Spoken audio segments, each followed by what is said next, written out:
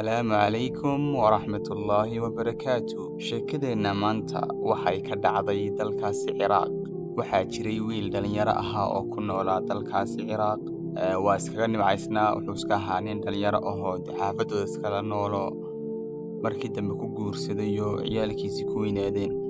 waxa uu dhalay laba gabdhood intaanay u dhalan gabadhiisan yar uu haystay gabadha weyn waxa uu dhakhaatiirta in badan ku noqnoqonayay maadaama hal gabadh kaliya uu haystay labada gabdhoodna ay kala weynaayeen in ku dhow 20 sano. dhakhaatiirtu aad ugu noqnoqday sababtu u dhali waayay ayuu baadhi jiray. markii dambe Ilaahay waxa uu siiyay gabadhiisa labaad oo uu ugu magac daray Saara. hadda wax weeyaan 20 jir weeyaan, taariikhdu waxa weeye 2006.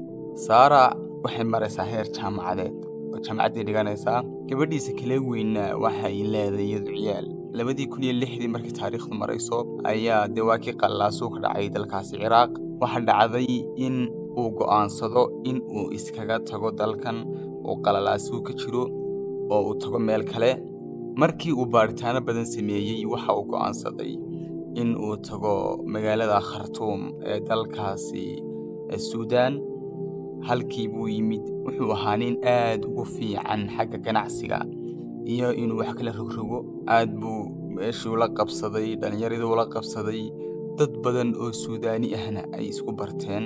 shaqadiisu waxay ku koobnayd magaalada Khartoum. badanaa carabtu waxay sameeyeen xilliyada fasaxa ay ku jiraan inay fasax meel tagaan oo ay soo dalxiisaan. marka maalmaha kamid ah oo waqtigii fasaxa kamid ahayd Faysal waxa uu go'aansaday in uu dalxiiska iyo fasaxa ay carruurtu ku jiraan. markaas Suudaan waxa ku yaala wabigii Niil. wabigii bay tageen in muddo ah markay joogeen waxay leeyahay ku ciyaaraanba waxay raaxaystaanba. wiilka yar ee ay dhashay Saara inanta ka weyni ayaa waxa uu ku ciyaarayay wabiga dhinaciisa. markaa mid baa kubadii xoog laagay, dhalinyartii la ciyaarayay ayaa mid kubadii xoog laagay, kubadii baa fogaatay. markaasuu wiilkiiba wuxuu ku yiri habo ii soo qabo kubadii. Saara way carartay ilaa iyo ay ka gaadhaysay xeeliga ama girgirka wabiga. waxay islahayd intaanay kubadu gaadhin wabiga ka gaadh ka soo qabo ay islahayd. waxa dhacday in meelo aanay filini ka soo horbaxeen oo dhiiqa ahayd. Saara way ku dhacday meeshii dhaqadeeda ku dhacday. labadii lugood bay gelisay. meeshii aad ugu dhagtay. wabigu waxa jirta xilliyada qaar uu awood badan yahay. meeshii markii ay lugaha kula jirtay ki yaraana qeyliyay uu awowgii u cararay, awowgii Faysal ahaa. Saarna meeshii dhiiqada ahayd lugaha kula jirto loo gurmad dalbay. waxaa mar qura soo dhacday wave ama hir weyn oo wabiga ah. Saara ay qaaday mar qura ay hawada ay la gashay biyihii way qarsoontay. Saara meeshii gurmad baa looga dalbay. ciidankii booliska la garaacay. booliskii waxay sameeyeen inay halabka tara soo qaataan, gawaari soo qaataan. ciidamadii badda wabiga dadka badbaadinayay ay meeshii yimaadaan. kadib Saara ruux meel ay dhigtay iyo meel ay dharkeedii lugteedii in xayawaan cunay in meel casoo dhiigeedii ka jira waa la waayay already. wax kasta way sameeyeen ciidamadii booliska ahaa. si kasta talaabo kasta ay israadaan qaad way garan waayeen. talaabo kasta la qaada way fashilantaa. diyaaradii halabka tarada ahaa ee lagu baarayay way ku waayeen. muddo markay soo wareegtay dhowr isbuuc ahi ay Faysal ku soo warceliyeen. waxay ku yiraahdeen gabadhaadii talaabooyin kasta aanu qaadnay waanu weynay. gabadhaas way dhimatay sida u badan tahay 90% gabadhaas way dhimatay. samir iyo iimaan Allah ka siiyo. Faysal markaa uu qaadan waayay ma gabadhaadii Saara ayaa saa ku dhimatay. uu khalkhalay, uu fikiray, habeenkii guriga ku noqdeen uu gami waayay. markii dambe go'aan qaatay wuxuu soo kaxaystay dooni buu soo iibsaday. wabigii buu fuulay. habeen iyo maalin iyo casar iyo galab midna kama soo hooyanayo. gabadhiisii uu raadinaya. wabiga kabadhacaan u soco. hooyadii oo gabadhii gabadha dhashay ahba ayaa istiraadada u yara niyad dejiyo. haddana waxay way dareemaysaa iyada laftarkeedu gabadheedii ay taasoo dhan ku soo tabacaysay inay niyad ahaan u dareemaysaa. marka hadal ay ku tiraado garan weyda kale markay u timaado bil baa kasoo wareegtay 2 bilood baa kasoo wareegay 3 bilood baa kasoo wareegay ma joojinayo mar kasta uu raadinaya gabadhiisii mar kasta uu raadinaya xaafadii iyo familigii uu kasoo jeeday Faisal ayaa go'aansaday in ay dib u celiyaan dalkiisii ugu celiyaan oo ay u qalbi dejiyaan markii hore way kari waayeen marka waxay ku yiraahdeen Faisal ma waxaanu kugu xidhnaa meelaha dadka walwaalan ku xidhan yihiin sidaan waali weeye mar kasta isagu waxa uu ku adkeysanayay in gabadhiisa ay nooshahay gabadheedii way nooshahay mar kasta uu seexdo waxa uu ku riyoonayay iyadii gabadhiisii oo nool oo way hurdada ugu iman jirtay waxay ku oran jirtay aabbo ibadbaadi kadib waxa dhacday in isagiina mar kasta seexdaba uu ka sii qaado dhiiranaan iyo inuu hore u socdo uu gabadhiisii raadiyo in muddo kadib xaafadii way isku timid waxay go'aansadeen in odaygan lagu celiyo dalkiisii Ciraaq ahaa si uu uga soo kabto inuu gabadhiisii ilaabo sanadu markii mareysay 2010kii ay xaafadii go'aansadeen in ay ku celiyaan odaygii dalkii Ciraaq fiisihii baa loo jaray diyaaradii baa la saaray Ciraaq baa lagu celiyay magaaladii Baghdad ahayd Baghdad buu in muddo iskaga noolaa habeen walba waxa uu ku riyoon jiray gabadhiisii waxay ku oran jirtay aabba maxaad iiga tagtay aabba maxaad ii cidlaysay ay ku celin hurdo waa seexan waaye isagii mar kasta wuxuu leeyahay waxa ku noqonaya Suudaan gabadheedii Suudaan bay joogtaa waan soo cidleeyay gabadheedii waan u tagayaa markii ay israadeen xaafadii waana rabaa ay ku yiraahdeen waryaa Faisal ma waxaanu kugu xidhnaa jeelka dadka walwaalan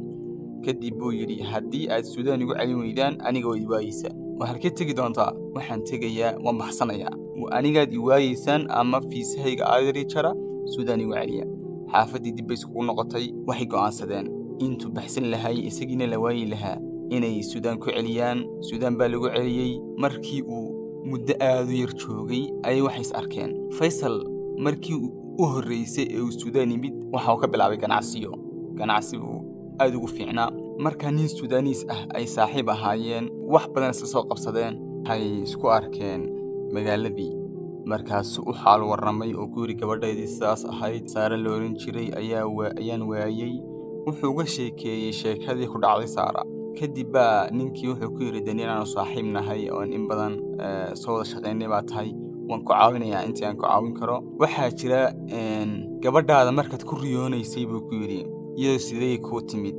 markaasuu ku yiri gabadhaydu gabadh aad wanaagsan bay ahayd mar kasta ay iimanayso waxay xidhan tahay dharkan dumarka kiniisaduhu xidhaan dharka kiniisadaha ay iigu timaadaa buuri markaasuu wuxuu ku yiri ma u malaynaysaa Faisal inay gabadhaadu diinta ka baxday oo ay diinta nacday idinkana idin nacday qof kale oo Kiristiyaan ay raacday markaasuu yiri may gabadhaydu waxa sameynaysa maaha waayahay kiniisadaha ma ka soo baadhay Faisal wuxuu ku yiri in badan kiniisad badan ka baadhay laakiin ma wada awoodo inaan waxa soo kiniisada ee wabiga raacsan in aan ka wada baadho kadib waxa dhacday wiilkii ganacsadaha ahaa ee Faisal saaxiibka ahaayeen inuu waan ku caawinayaa waxaan xiriir la leeyahay dhammaan kiniisadaha ku yaala wabiga agtiisa anaa xiriir la leh mid kasta waan soo weydiinaynaa soo diyaar garow Britole maalnimadii labaad bay wada kulmeen gaarigooda raaceen waxay tageen kiniisad kasta oo wabiga dhinaciisa ahayd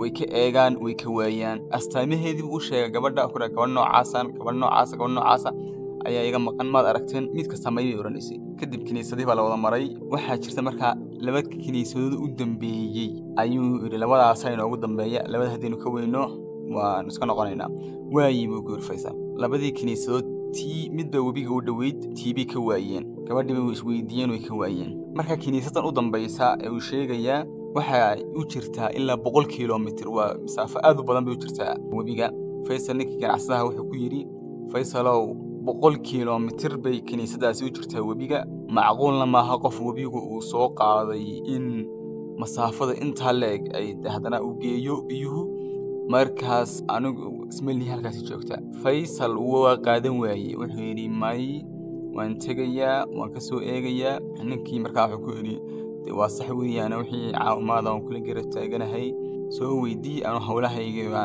iga kala daadsan markaa hawlihi waan gaarayaa ana taa ka soo eeg markaa rajadii u dambeysay bay ahayd Faisal xaqa kiniisadaha kadib yeeshii bay tageen gabadhii kiniisada fadhiday bay astaamaheedu u sheegay gabadhu waxay ku tiri gabadh noocaas aad sheegaysa ahi waynala joogtaa laakiin astaamaha qaar aad sheegtay astaamihii saxda ahaa maaha waxay ku tiri gabadh dhuuban baad sheegaysaa gabadhana gabadh dhuuban ma ahan markaasuu ku yidhi haye i tusa gabadhii markii sidaa loo tusay waxay noqotay gabadhii Faysal gabadh dhuuban bay ahayd timcad gabadhan way timcad tahay laakiin gabadh aad u buuran weeyaan kadib waxa dhacday in uu Faysal gabadhii markuu arkay gabadhiisii noqotay aad buu ilmeeyay aad buu ugu dhagay kadib gabadhii kaniisada uga sheekaysay oo ku tiri gabadhan webiga soo qaaday intaasoo kiiloomitir buu soo siday markii dambe ayaa webigu wuxuu ku soo tufay xeeliga webiga nin aari raaca ah ayaa arkay wuxuu siri badbaadi intaanay horta aad dhakhtar waxba geynin gabadhii markaa uu yara bushkareeyo xagan laabtii wata laga bushkareeyo qofkeesa looga riixriixo si biyihii ku jiray looga soo saaro gabadhii markii dambe soo neefsatay dhakhtar baa loola cararay kiniisadu shaqadii qabata markaa wax weeyaan ay ugu muhiimsaniin in ay ilaaliso gabadh kasta oo bilaa bilaa hooye ah ama daryeel la'aan ah inay kiniisadu koriso marka gabadha kiniisadu waxay tiri markuu ninkii noo keenay annaga ay gabadhii soo naaxday ama soo neefsatay soo wanaagsanaatay in ay gabadhii xusuusaheedii hore oo dhan way ilowday xusuusaheedii hore oo dhan way ilowday marka cuntadana waxay cunaysaa qaab zaa'id ah haddii xagga cunto aragto kiilo bariis oo imika la kariyey way cunaysaa yacni xagga cunnada aad bay uga furantay kadib Faysal waxa uu sameeyey gabadhiisii dib u kaxeeyey dalkiisii buu ku celiyey gabadhii uu barbaariyey gabadhii timihii balaatimay ahayd timihii ayuu u daayey uu soo qurux badnaysiyey maskaxdeedina aayar dib ugu soo noqonaysay ilaa ay saxdii ka soo noqoto kadib waxa dhacday in gabadhii saxdii soo wada noqotay quruxdeedu soo noqotay everything soo wada noqdeen ninkii ganacsadaha ahaa ee mar la raadinay Faysal ayaa la soo hadlo ku yirtay gabadhii buu arkay maagta quruxdeedu soo noqotay iyo nadiif ah kadib gabadhii waxa lagu daray ninkii ganacsadaha ahaa ee Suudaaniiska ahaa ee Faysal la raadiyay nuxurka aynu ka qaadano sheekadaas markaa wax weeyaan dareenka waalidnimo dareenka ay waalidka ku qabaan imika waxa jirta mararka qaar ay hooyadu oranayso kale wiilkeedu dal kala jooga ay oranayso alla ma taxan dareemay tiraado soo wiilkiiba ama xabad lagu dhuftay ama meel buu ka dhacay ama wax ma ku dhacay marka way dareemaysaa qalbiyan bay dareemaysaa marka waa xiriir ilaahay tiinka qof ka dhaxaysiiyay marka aad maasantiin please channel-ka noo subscribe gareeya like share aad maasantiin